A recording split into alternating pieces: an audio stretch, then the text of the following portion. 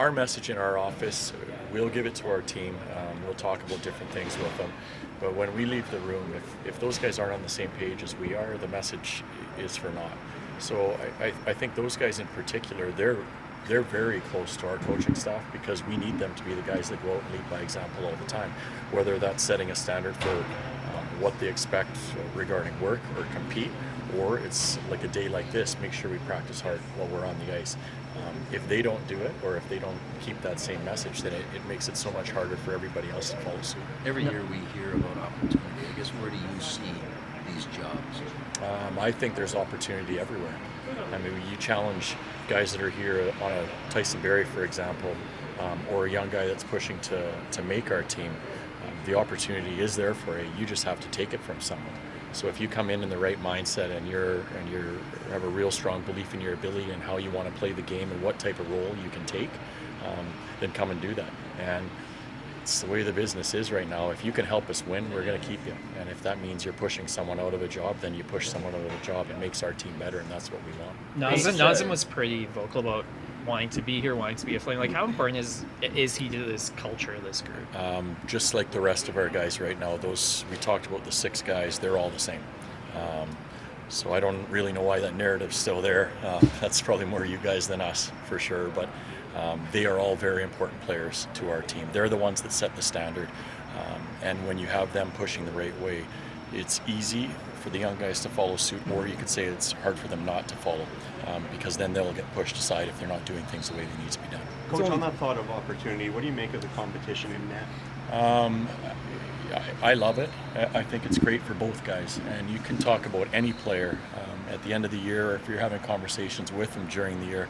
Oftentimes you hear the word, just a little bit of opportunity. If I had a little bit more ice time, I know I can show you that I can do the job. And that's a common theme for every player because they always all want a little bit more. But in net now, that's what our guys have, is opportunity. So it's up to one of them to really step up and grab that job. And I guess I'm excited to see who rises. I hope they all do. That would be great for us. But we know we have good goaltenders, and we know they're going to give us good games, and the competition between all of them is going to be really good. Your message to Jonathan Huberdeau, just given with the contract and everything that he's kind of gone through the first 2 years, do you kind of see a different shift in him and tone, even though it's day one? Yeah, that's a good question. Not necessarily, no. I mean, Hubie's he's a really good stand-up character guy, and he always wants to put his best effort forward. He changed how he did things this summer because he hasn't been happy with the way things went for a couple of years. And I feel like he's come back with a really good mindset, and he's in shape right now, and that's something that we need. We talk about the 6, Hubie's a big part of that, and he'll continue to be that for our team. I know it's only day one, but there's a lot of people intrigued by that Pospisil, Huberdeau, Mantha combo. When you put that on the whiteboard, what were you thinking? Well, Pospy played it a little bit here over the summer, I guess, in the various tournaments that he was a part of. And from all reports, he did a very good job there. I think with Posp, the pace that he plays the game at, Hubie's played with someone similar to that in his past. And then we think on the other side, with Mantha being a shooter, there's an opportunity for Marty to drag both guys into the game.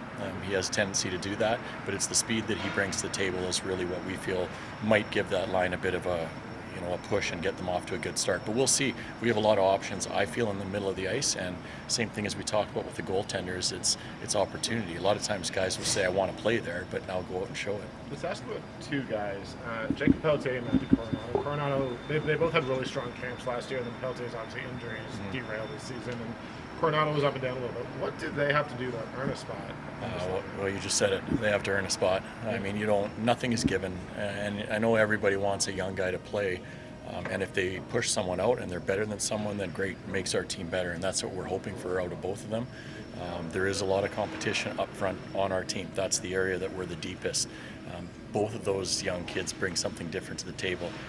When you look at Pelt, she brings the speed and the energy and that kind of attitude every day, and that's something that we want to have in our room.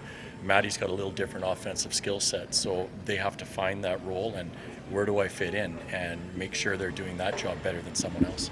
Based on your familiarity with Tyson, what does he have to do to kind of find an opportunity? I think just to be Tyson is probably the biggest thing. Probably he would probably tell you, I would assume, that he hasn't been happy with his last couple of years, but he's a guy that's played over 800 games in the NHL. He knows how to play the game, and he's got a special talent in regards to working on the power play. And I think he's come back now, and he's energized, because when you go through a summer and you're not able to find a contract and you come on a PTO, it kind of forced him to have a really good summer. He's a very proud guy, and from what I saw today, he's in very good shape, and I know he's going to push really hard to earn a spot on this team. He's a guy with your young offensive defenseman. I imagine studying him would be, invaluable for some of those guys. I'm sure. I mean, you mentioned, we have a lot of young guys that have some good skill set on the back end. And that's what Tyson was as a younger defenseman as well. I remember in junior, we used to play him like 35 minutes a night. He'd come off on the back end, we put him out as a forward. He wouldn't have any rest, but he understands the offensive side of the game. I think the real challenge and what I would look for out of Tyson when he's kind of mentoring or working with younger players is he shows them the importance of how to play at the other end of the ice as well, and that's where his 800 games in the NHL comes to play.